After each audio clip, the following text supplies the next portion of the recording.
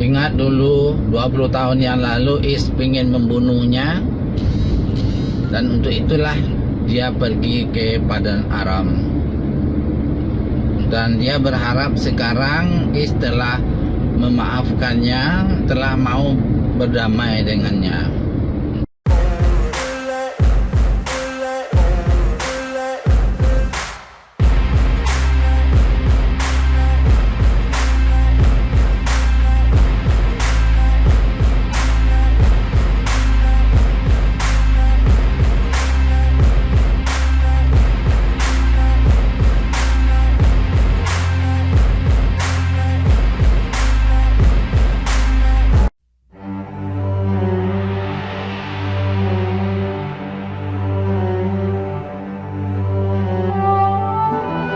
Maka berangkatlah Yakub ke Padang Aram, sebuah negeri yang berada di Irak. Jarak Irak dengan Kan'an atau Palestina itu berbulan-bulan perjalanan jalan kaki. Jadi berjalan bulan-bulan dengan jalan kaki. Dan Yakub telah membawa bekal secukupnya. Karena berjalan di padang pasir yang panas, Yakub lebih suka berjalan di malam hari. Kalau malam hari dia berjalan mengikuti arah bintang, dan siang dia tidur. Begitulah terus Yakub ini terus berjalan menemui pamannya di Padang Aram.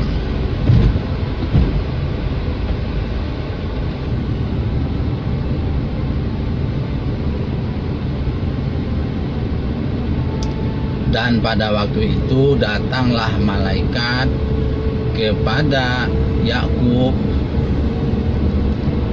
dan Yakub tentu kaget. Di padang pasir ada orang, suaranya menggema, dan malaikat Jibril mengatakan, "Jangan takut, saya adalah malaikat Jibril yang memberitahukan kepadamu, hai Yakub, bahwa kamu diutus menjadi nabi.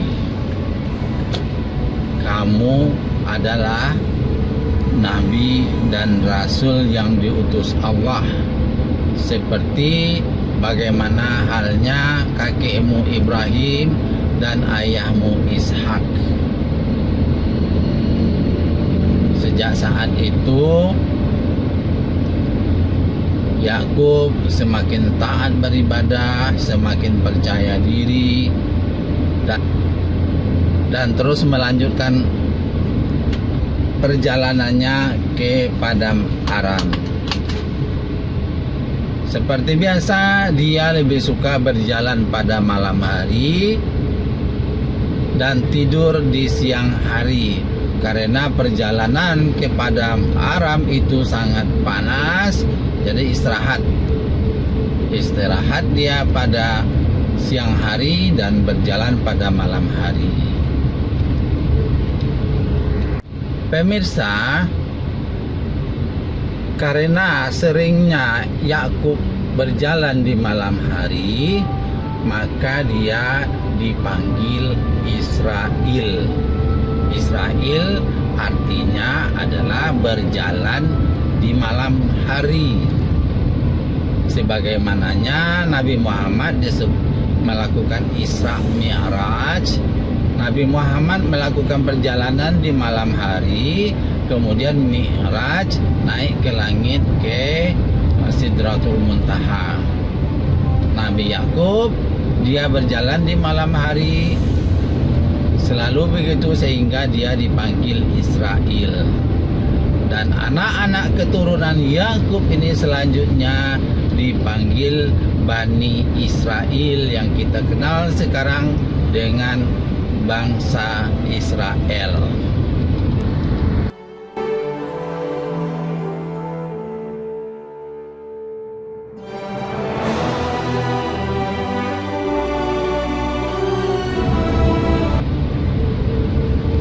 Sampai sampailah Yakub ke padang Aram.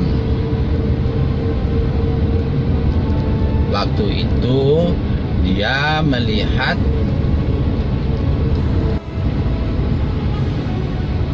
dia sampai ke tempat pamannya, dan pamannya adalah seorang peternak domba, kuda, sapi, onta.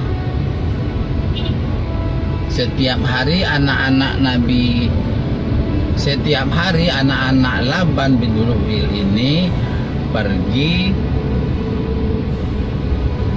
menggembalakan ternaknya. Dan sampailah Yakub ke sana dan mengatakan pesan dari Ishak yang berupa sebuah surat. Sampaikan kepada Laban supaya menerima Yakub dan menikahkannya dengan salah seorang anak Laban bin Bethuel.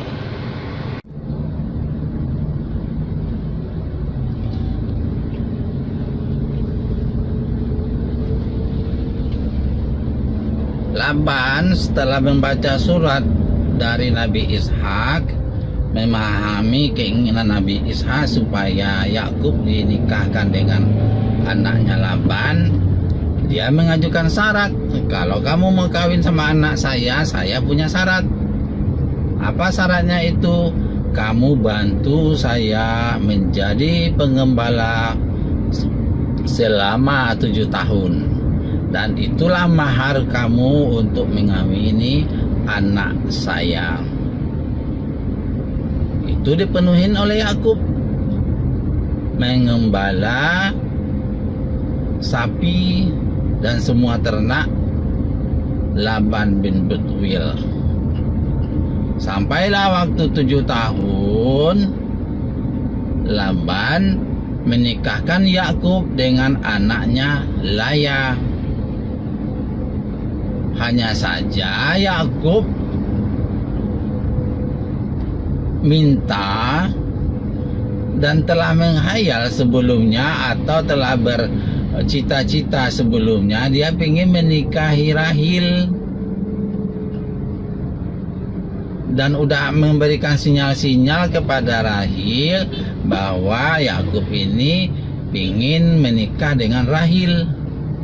Laban menjawab, "Oh, tidak bisa.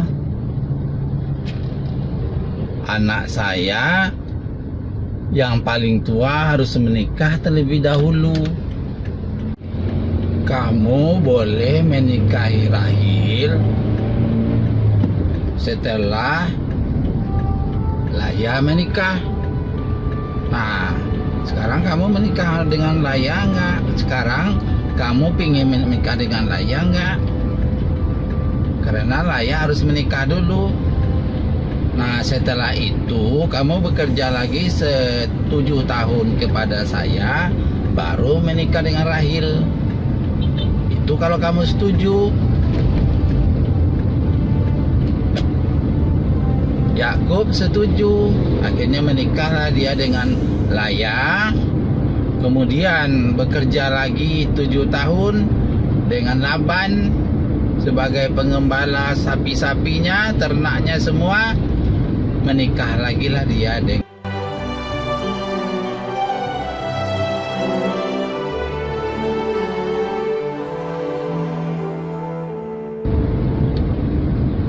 ternyata zaman dulu boleh ya orang menikah saudara kandung dinikahin. Boleh. Sebelum datang aturan tidak boleh menikahi 2 saudara kandung.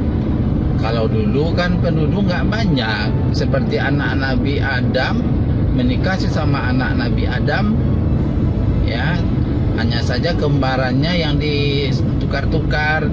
Yang kembaran ini menikah dengan kembaran yang ini, yang kembaran ini menikah dengan kembaran ini. Dan begitu juga keadaan pada zaman Ibrahim, Ishak, Yakub. Menikahlah Yakub dengan Laya dan Rahil. Mereka mempunyai anak yang banyak. Selama 14 tahun bersama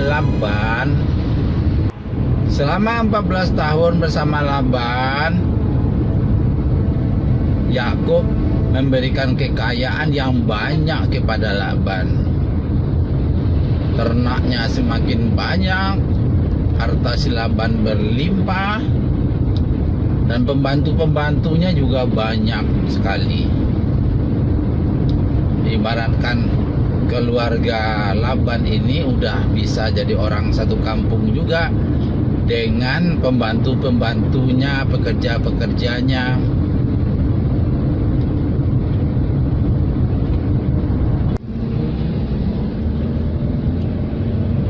Sampai 20 tahun lamanya Nabi Yakub bersama pamannya Laban bin Betuel di Padang Aram.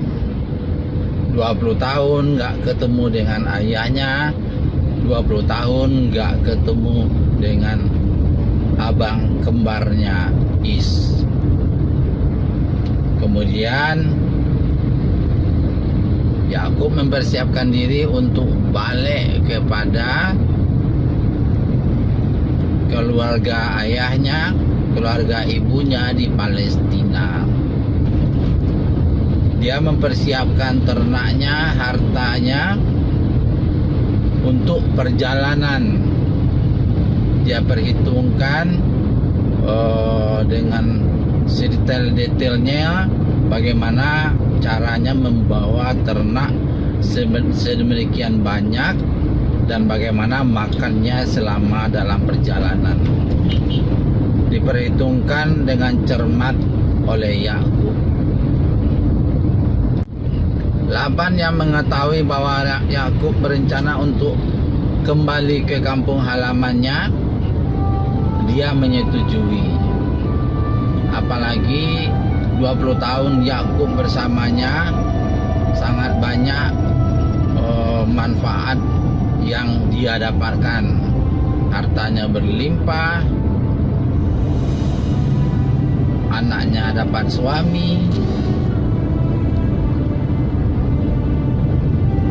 dan begitu Yakub ingin balik, dia ikhlaskan anaknya ikut dengan Yakub.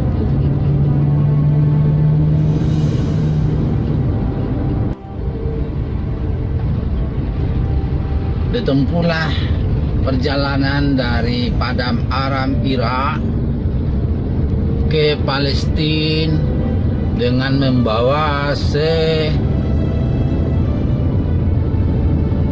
membawa harta kekayaan yang berlimpah.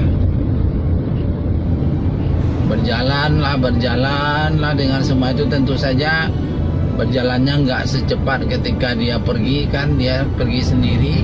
Sekarang dia pergi dengan suatu rombongan besar dengan harta kekayaan yang banyak. Berarti dia memang mau pindah total ke kampung ayahnya di Palestina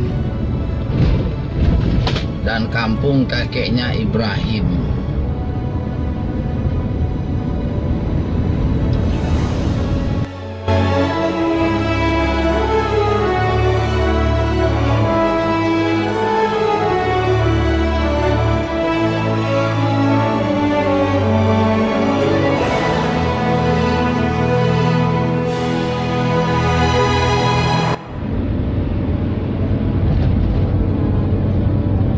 Sampai di tengah perjalanan,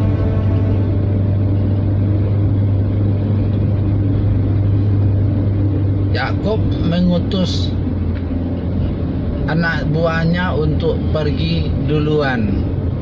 Dia menitip surat kepada Is.